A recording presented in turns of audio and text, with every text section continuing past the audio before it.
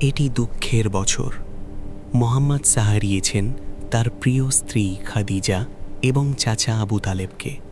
সমস্ত সহায়তা চলে গেছে, তবুও তার বিশ্বাস অটল। তিনি তার বিশ্বস্ত সাথী জাইদকে নিয়ে যাত্রার প্রস্তুতি নিলেন।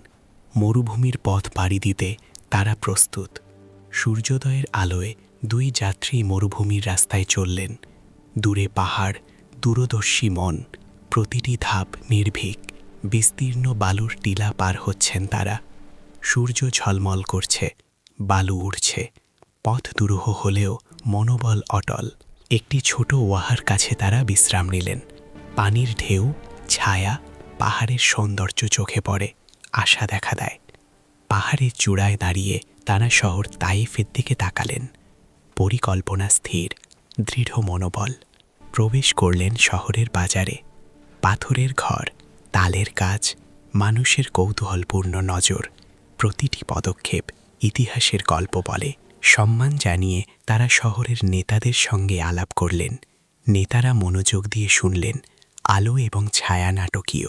নেতারা প্রত্যাখ্যান করলেন। শহরের কিছু শিশুরা বিদ্রূপ করল, তবুও তারা ধৈর্য ধরলেন। সূর্যাস্তের আলোয় শহর পেছনে ফেলে তারা চললেন।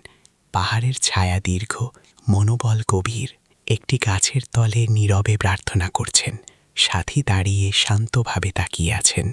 আলোর কৌশলে দৃশ্য আরও প্রার্থনাময়। প্রভাতের আলোয় তারা মরুভূমি দিয়ে হাঁটছেন। দূরে পাহাড়, নতুন আশা, নতুন ভোর।